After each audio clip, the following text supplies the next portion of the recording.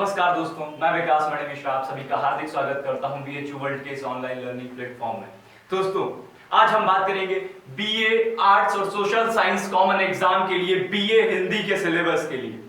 दोस्तों, जैसा कि आप सभी जानते हैं बीएचयू वर्ल्ड हमारे तरह तरह के डिफरेंट एग्जाम बीएचयू एंट्रेंस के लिए तैयारी करवाता है, जिसमें बीएचयू बीए आर्ट्स और सोशल का common exam, BSc agriculture, BSc maths, BSc bio और बीएससी नर्सिंग के लिए एडमिशन चल रहे हैं। तो अगर अभी तक आपने हमारे ऑनलाइन क्लासेस को ज्वाइन नहीं किया है तो आप ज्वाइन कर सकते हैं, क्योंकि सेकेंड बैच के एडमिशन अभी भी चल रहे हैं, तो आप ज्वाइन कर सकते हैं। इससे आपको बीएचयू एंट्रेंस क्लियर करने में बेहद ही आसानी होगी। तो आज हम बात करेंगे बीए हिंदी के सिलेबस की। और दोस्तों, याद रखिए कि बहुत ही महत्वपूर्ण ये खंड है बीएचयू एंट्रेंस के लिए, क्योंकि इस खंड से 30 प्रश्न पूछे जाते हैं।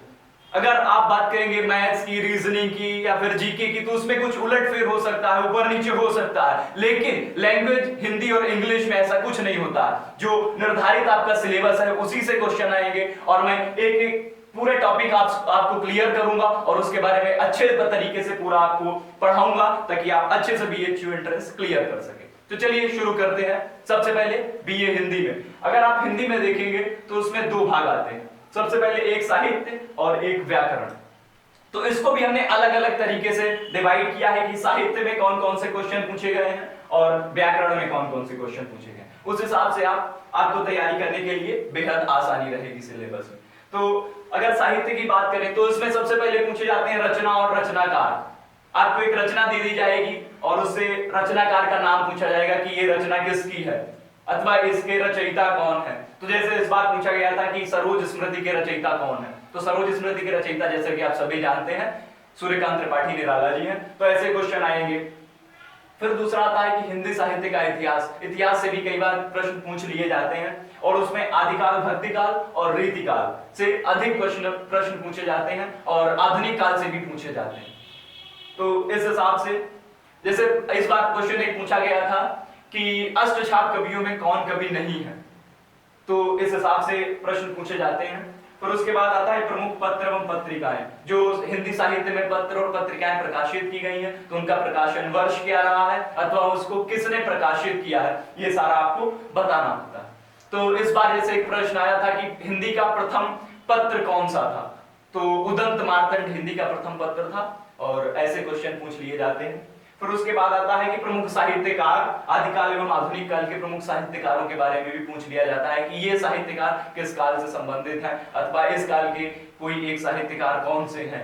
तो ऐसे भी प्रश्न पूछ लिए जाते हैं।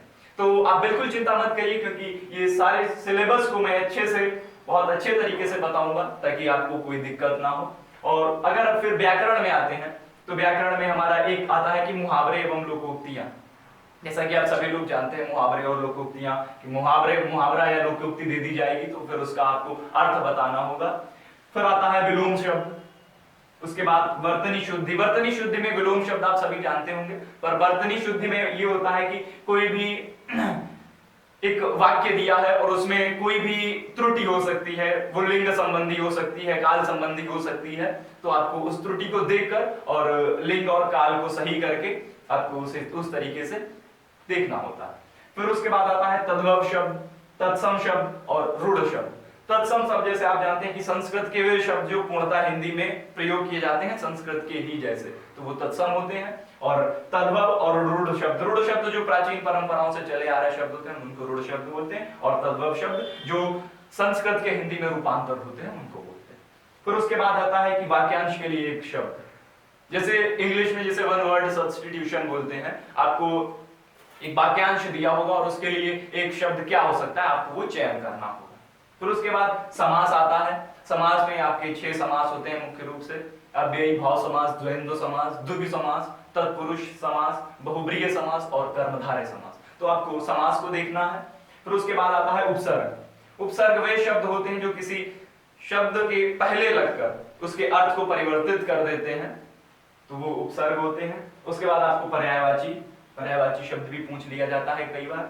और संधि में जैसे स्वर संधि और व्यंजन संधि होती है 2 तरीके की, तो उसमें आपकी दीर्घ संधि, गुण संधि, आदि संधि, तमाम प्रकार की संधियां होती हैं, तो उनको आपको पढ़ना है। और उसके बाद प्रत्यय, प्रत्यय वे शब्द या शब्दांश होते हैं जो किसी शब्द के अंत में लगकर उसके अर्थ को परिवर्तित कर देते हैं, उन्हें प्रत्यय कहते हैं। तो दोस्तों यही सब था हमारा हिंदी का सिलेबस, और ध्यान रखिए ये सिलेबस आपका स्तंभ है बीएचयू एंट्रेंस के लिए, क्योंकि 30 प्रश्न इसमें से पूछे जाते हैं और निर्धारित होता है कि क्या पूछा जाएगा। इसलिए अगर आप 30 के 30 क्वेश्चन कर देते हैं तो 90 नंबर आपके हाथ में होंगे। और बिल्कुल चिंता मत कीजिए, मैं आपको अच्छे तरीके से पूरा सिलेबस इस तरीके से पढ़ाऊंगा कि आप जैसे ही एग्जामिनेशन हॉल में बैठे होंगे तो आपको लगेगा अरे ये तो सर ने हमें क्वेश्चन पेपर पहले से ही दे दिया। तो बिल्कुल चिंता मत कीजिए और पूरी लगन और मेहनत के साथ तैयारी करिए और आप बीएचयू एंट्रेंस क्लियर करेंगे। और अगर आपको कोई डाउट है तो आप कमेंट करके हमसे पूछ सकते हैं, कमेंट बॉक्स में कमेंट करिए। और अगर आपको ये वीडियो पसंद आता, हेल्पफुल लग रहा है तो आप उसको लाइक करिए, शेयर करिए। और अभी तक अगर आपने हमारे चैनल को सब्सक्राइब नहीं किया